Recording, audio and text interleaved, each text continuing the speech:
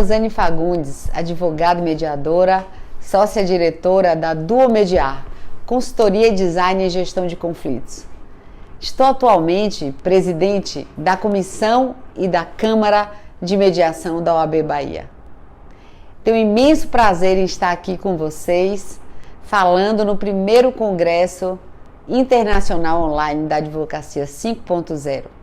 A convite da doutora Riciane Goulart e doutora Jaqueline de Azevedo, estarei abordando o tema a expansão do campo de atuação do advogado com as práticas da mediação e negociação. Como ponto de partida, inicio minha fala trazendo a importância nesse momento de uma mudança de perspectiva, uma mudança de visão, de paradigma, de como o advogado se situa e atua nos tempos atuais.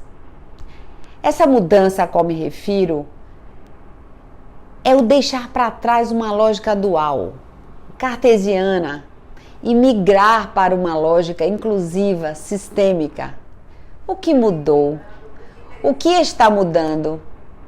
Está sendo transformada a forma de se ver a vida, as relações, o conceito que se tem sobre o cliente, o conceito e a forma de se lidar com o conflito, sobre as formas de solução, o modo de buscar justiça, ampliando-se o contexto de um sistema jurídico.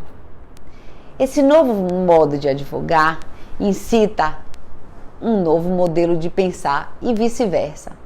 Sair da perspectiva do confronto para a perspectiva da consensualidade. Esse é o convite. Conscientizar-se que a advocacia é também instrumento de pacificação social. O Código de Ética do Advogado, já em seu artigo 2º, prevê o advogado como defensor da justiça e da paz social. Então, as palavras-chave nesse novo modelo de advogar seriam consensualidade, colaboração, pacificação, interdependência, inclusividade, visão sistêmica, negociação.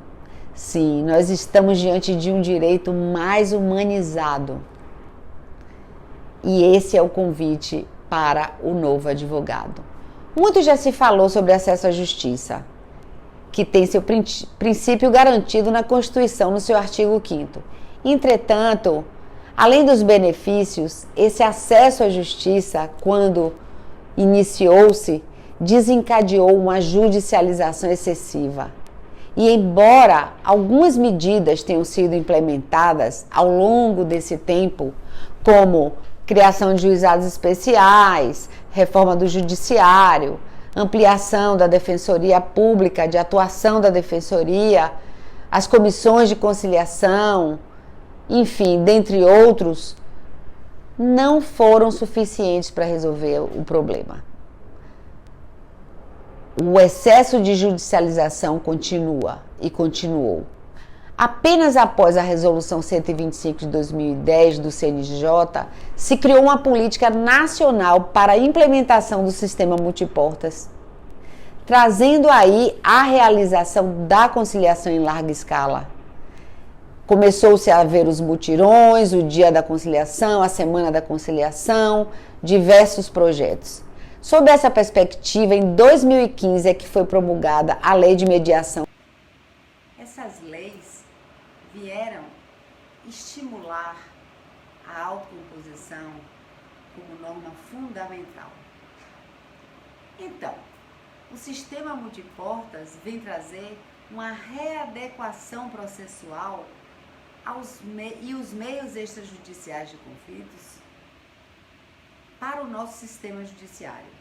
Acho importante citar a diferença da implementação da mediação ocorrida no Brasil e ocorrida nos Estados Unidos, onde lá a prática da mediação extrajudicial é muito utilizada pelos escritórios de advocacia.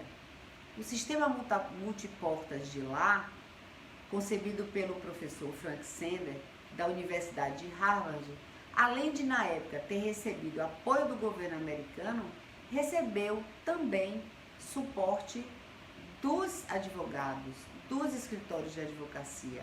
Inclusive, o professor salientava que o advogado tem o dever ético de informar seus clientes das diversas possibilidades de resolver a disputa e não apenas de judicializar.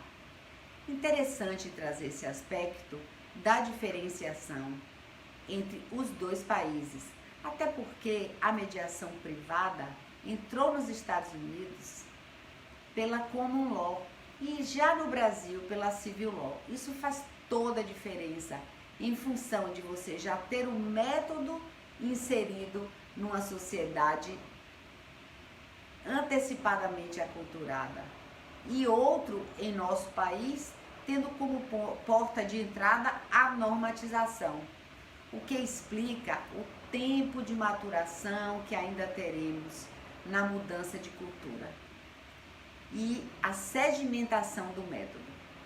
Mas faz-se imprescindível mesmo é avançar na mediação privada e na absorção dos métodos extrajudiciais, principalmente pelos advogados. Quais seriam esses métodos extrajudiciais de resolução de conflitos? Sabemos que muitos podem já ter conhecimento, mas é importante salientar: negociação, mediação, conciliação, arbitragem e ainda mais recente temos as práticas colaborativas e as constelações familiares. Uma visão sistêmica para o nosso direito. E nessas diversas portas, há que o advogado perguntar-se: qual a porta mais adequada para se tratar o conflito que se apresenta? É a partir desta pergunta que trazemos o desafio da nossa advocacia. Afinal, para advogar nessa nova perspectiva, nesse contexto, mista se faz a aquisição de novas habilidades, novas práticas, onde se possa atender à demanda trazida pelo seu cliente, incluindo esses modelos extrajudiciais de resolução de conflito. Há que se fazer brevemente uma distinção entre os métodos. A negociação define-se por uma conversa direta entre as partes, sem a intervenção de um terceiro. E elas compõem suas diferenças e chegam a uma solução satisfatória para a sua demanda. Então, não há a necessidade da intervenção desse terceiro. A conciliação já conta com a presença de um terceiro imparcial, que tem por objetivo auxiliar as partes a encontrarem as melhores alternativas para um acordo. É o melhor método para relações circunstanciadas. Já a mediação diferencia-se porque, além de também ter a intervenção de um terceiro imparcial, tem o seu foco no restabelecimento de um diálogo que foi perdido, a fim de que as próprias partes encontrem a melhor solução para o seu problema. A mediação nada mais é que uma negociação assistida e um método muito indicado para os conflitos onde hajam vínculos continuados. O que é abrir possibilidades para a advocacia desses modelos extrajudiciais de resolução de conflito, em especial a negociação e a mediação? Pois bem, vou trazer aqui algumas mudanças importantes para o advogado manejar de modo mais adequado os conflitos, buscando essa perspectiva da consensualidade que advém dos métodos elencados. Primeira mudança, a mudança de foco. O advogado passa a ter o foco no cliente e não apenas no problema. Quando o cliente chega no escritório de advocacia, trazendo o seu problema, seu olhar vai além dos meandros daquele conflito. Vai observar o contexto que seu cliente está inserido, as especificidades do caso, os pontos que estão fora da caixa, Afinal, o cliente vem buscando solução e não judicialização. Vai haver uma mudança de postura do advogado, deixar de ser paternalista, comprando a briga do seu cliente para ser parceiro do seu cliente, analisando junto com ele a melhor e mais eficaz forma de resolver o seu problema. O desafio é ser um advogado que agrega valor ao seu cliente, ou seja, ele vai sair daquela situação melhor em vários aspectos e de diversas formas. Então, o advogado precisa se perguntar: de que modo posso ser mais útil ao meu cliente? De que forma meu cliente pode resolver o problema dele com menos custo, menor tempo, de modo mais eficiente e menos danoso possível para ele? Então, na verdade, o que estamos falando é de uma customização do procedimento a ser tomado e manejar mais adequadamente o conflito de acordo com o caso concreto que chega ao escritório. Outro aspecto é o uso de habilidades que o advogado atual precisa desenvolver, tais como inteligência emocional, criatividade, autocontrole, autorresponsabilidade, comunicação assertiva, além de habilidades de negociação. São as tais soft skills que tanto se fala.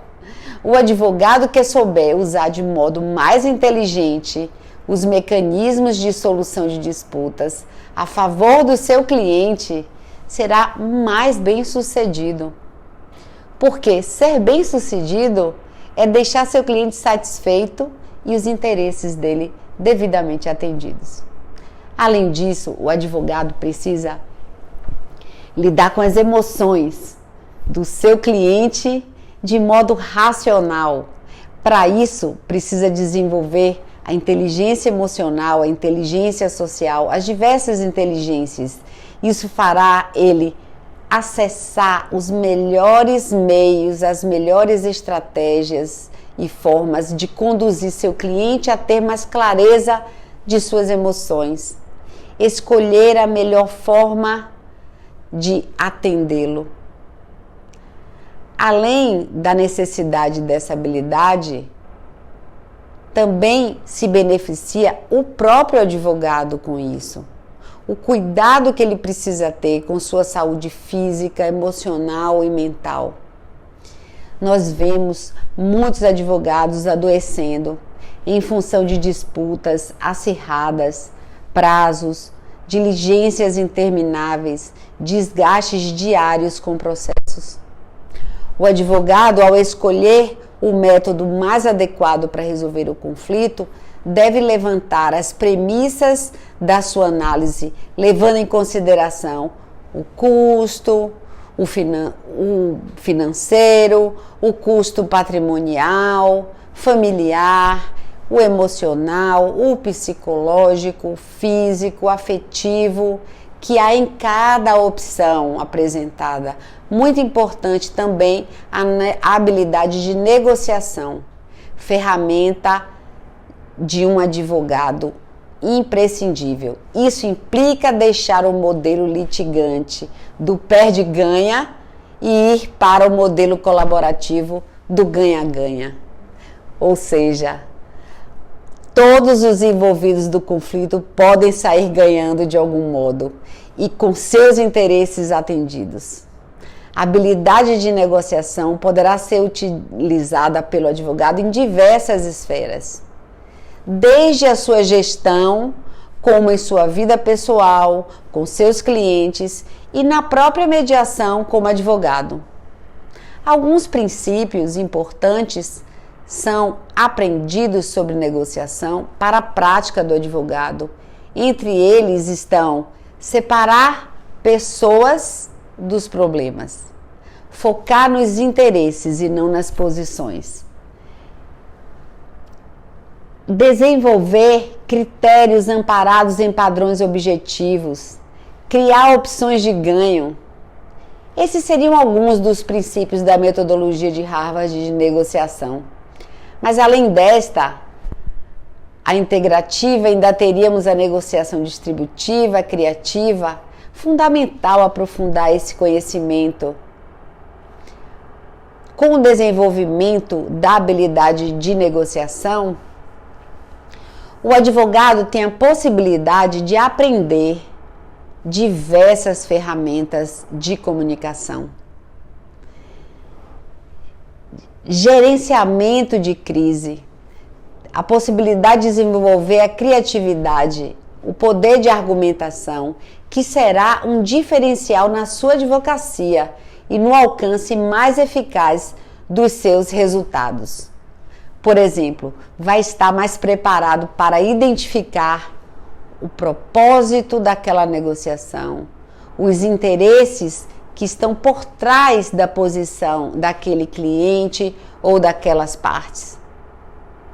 Terá maior possibilidade de ter uma consciência situacional, ou seja, sobre pessoas, objetos, na negociação o aspecto psicológico ou emocional, as consequências que podem decorrer disso. Então ele vai ter um mapa, a possibilidade de mapear aquele conflito de uma forma mais ampla, delinear melhor suas estratégias, buscar recursos que identifica que são.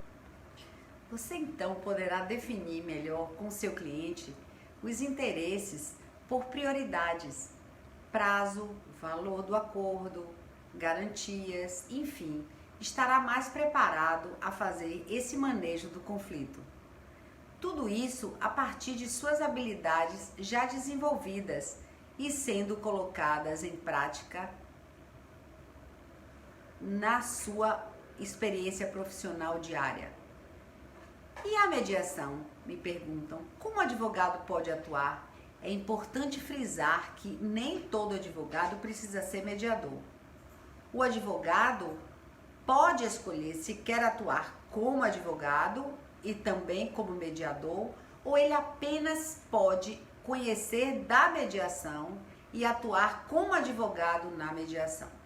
O mais importante é que ele se informe ou que ele faça uma formação adequada e tenha conhecimento dos métodos extrajudiciais de resolução de conflitos. Porque na maioria das vezes a falta de conhecimento do advogado sobre os métodos é que gera uma experiência negativa ou até mesmo a escolha de não utilização do método. Em uma pesquisa que iniciamos ano passado, lá na Comissão de Mediação da OAB Bahia, junto aos advogados, ficou evidenciado que os advogados que tinham 5 anos de formados para cá e que tiveram na sua formação, na sua graduação, a disciplina Métodos Autocompositivos, já vinham com uma outra visão sobre o conflito e os MESCs. Eles entram no mercado de trabalho mais preparados para esse novo modelo de advocacia. Já os advogados mais antigos, que não tiveram esse conhecimento sobre os métodos previamente, ficou evidente na pesquisa a resistência dos mesmos e sua não utilização dos métodos, resistindo em sua prática contenciosa. Quando falamos assim, não estamos querendo dizer que só os métodos extrajudiciais de solução de conflito ou autocompositivos de solução de conflito devem ser utilizados. Evidente que a judicialização, em muitos dos casos, será o método mais adequado. Um método, na verdade, não exclui o outro. Todos são eficientes para conflitos específicos. Se o advogado quiser ser mediador, ele precisa fazer, aí sim, uma capacitação de no mínimo 100 horas, de acordo, com o CONIMA, Conselho Nacional de Mediação e Arbitragem. E nos casos em que ele atuar como mediador, a lei prevê que ele não poderá atuar como advogado das partes. Nesse sentido, tivemos há pouco tempo um avanço, quando agora em fevereiro o Conselho Federal da OAB publicou o provimento 196 de 2020, no qual reconhece expressamente a atividade de advogados que atuam como conciliadores e mediadores. Sobre a remuneração, o provimento determina que a hora que tem natureza de honorários advocatícios e pode ser recebida pelos advogados tanto como pessoa física ou sociedade das quais sejam sócios. Esse provimento, ele vem trazer mais segurança jurídica para aqueles advogados que ainda resistem aos métodos autocompositivos. A mediação é um procedimento que já está consolidado e cada vez mais se consolidando. Então, aperfeiçoar-se nele é um caminho sem volta. A efetividade dos métodos extrajudiciais de solução de conflito, e em especial a mediação, assim como em vários países, tende a ser cada vez mais praticado. Voltando à questão da atuação do advogado na mediação, é muito importante a gente trazer a questão do protagonismo do advogado. Primeiro porque, mesmo sendo um protagonismo no qual as partes é quem precisam ter o protagonismo e decidirem por si mesmo a melhor solução, a resolução mais adequada para o seu problema, isso de modo algum não exclui a participação fundamental do advogado, que tem no seu protagonismo a assessoria jurídica prestada. Tanto na mediação judicial, que a própria lei prevê a presença do advogado, como na mediação extrajudicial, que apesar de não exigida, é indicada.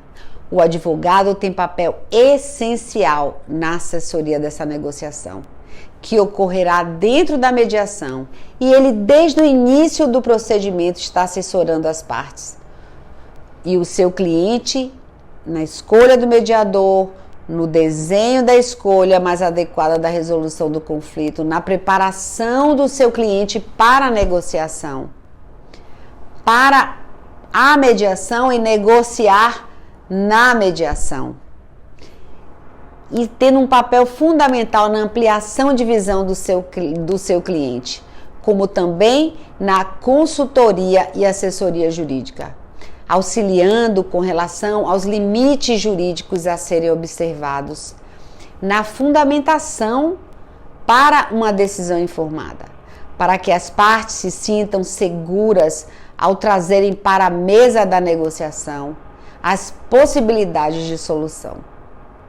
Além do que, um advogado colaborativo que tenha essa visão sistêmica, com um olhar inclusivo, traz muito ganho, não só para o cliente, para todo o procedimento da mediação.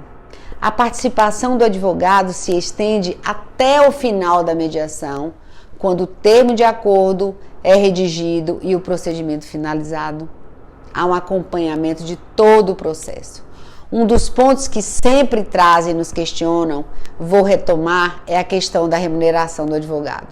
E nós vemos o quanto é importante o advogado ter o conhecimento do método, justamente para ele poder ter uma argumentação convincente, sólida, de que ele está oferecendo para o seu cliente o melhor. E por estar oferecendo o melhor para o seu cliente, precisa ser muito bem remunerado.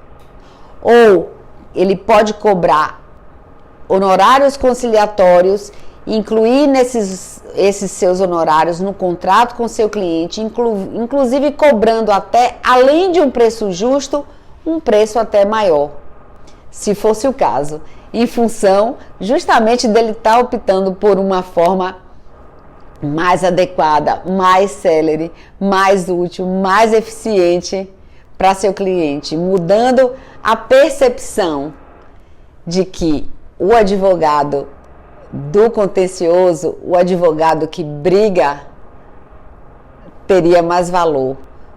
Ele muda essa valoração para o critério do advogado eficiente, proativo na sua assessoria. Por isso que é tão importante, tanto o advogado como o mediador, terem a consciência da importância do seu trabalho. A tendência é que cada vez mais a sociedade se informe e comece a experimentar os métodos extrajudiciais de solução de conflito. Desse modo, vai chegar um momento de aculturamento em que as próprias pessoas, a própria sociedade vai cobrar dos advogados, dos escritórios de advocacia, a oferta desses modelos na sua prática profissional, nos seus escritórios, porque já conhecem a sua efetividade. A cultura será implementada e o quanto antes os advogados despertem para essa perspectiva do direito, essa forma inclusiva de advogar, mais rápido ele vai estar alinhado com essa nova realidade.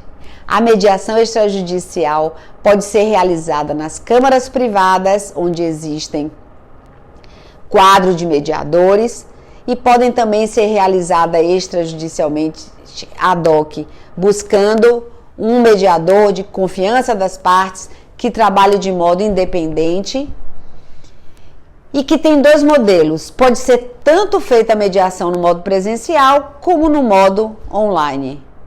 Recentemente, esse tipo de demanda virtual pelo procedimento vem aumentando, principalmente em função da pandemia. Tem se tornado uma prática usual.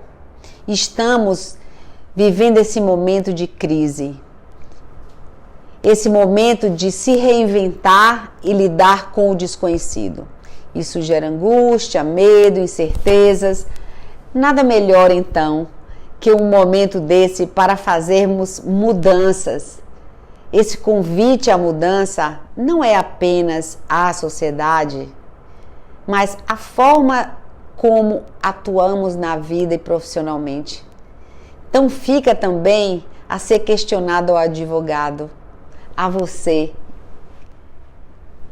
advogado que está aqui me escutando, qual mudança que está disposto a implementar na sua advocacia, a fim de atender às demandas do mercado e se tornar um profissional que atue não só na defesa dos direitos, mas provavelmente, proativamente, buscando o caminho mais rápido e satisfatório para a resolução do conflito.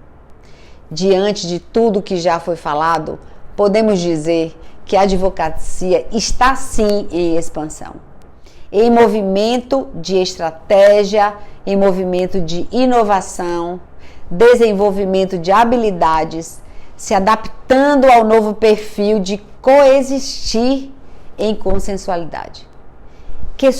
Que atuação vai muito além de ser apenas um peticionador, que as transformações são desafiadoras, mas que precisamos e mais ainda devemos criar a realidade que tanto sonhamos, por uma justiça mais digna e mais humana. Agradeço a todos, deixo aqui o meu contato e obrigado por participar. Um abraço.